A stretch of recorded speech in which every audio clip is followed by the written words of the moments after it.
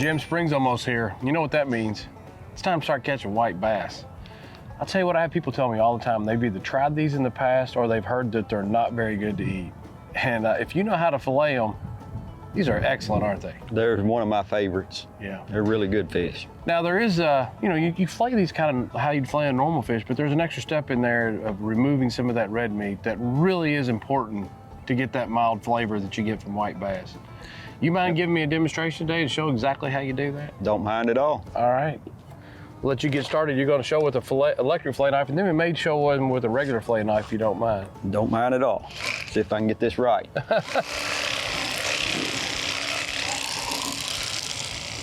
Just like filleting any crappie, bluegill, I do everything the same. Catfish.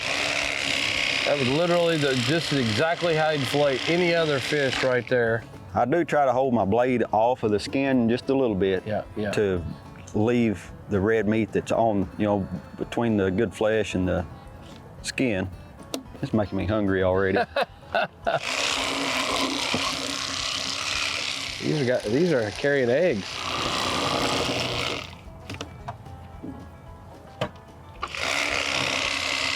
Usually when I fillet, I will hold my knife pretty still and I pull my fish. And it seemed like, I think it stretches the skin some and it helps you keep the blade off of the skin. Go ahead and take the rib cage off.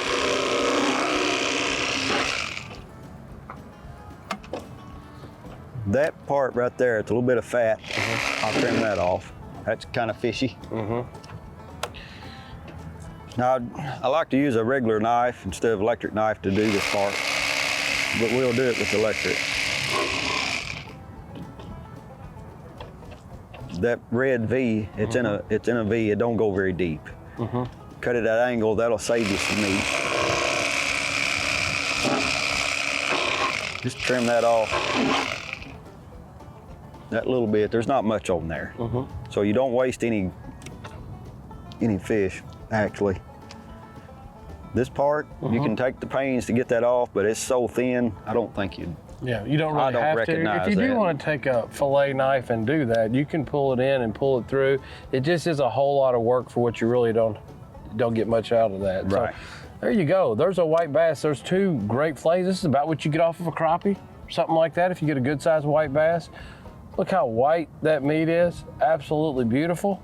And I'll tell you what, if you've ever had white bass filleted the right way, you won't throw many more of them back, will you? No, not at all. They're absolutely fantastic to eat. Fun to catch and even better to eat, I think. Yep. All right, you want to let's do a regular knife. Actually, I like a serrated blade. Oh, okay. Works real well. Like a bread knife. Yeah. Where the serrations come in handy is cutting through those rib bones.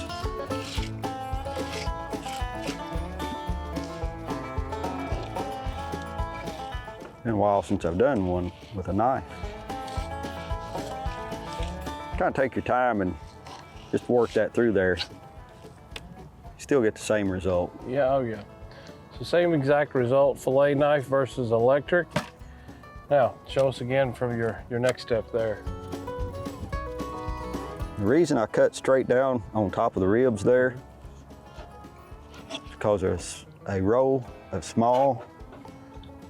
real small bones that come right off the top of the rib cage out to this meat there. I just get rid of those.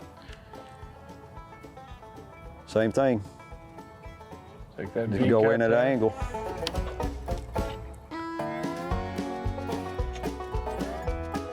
Interestingly enough, we said that this is a really good way to fillet white bass, but in all honesty, striper and hybrid's exactly the same thing. You do the exact same process. They're all kind of the same fish family. Exactly. And if you get this piece right here out, you can tell that V'd red meat out of there. If you get that out, what you're left with is some of the most delicious fleshed fish that you'll find here in the state of Kentucky.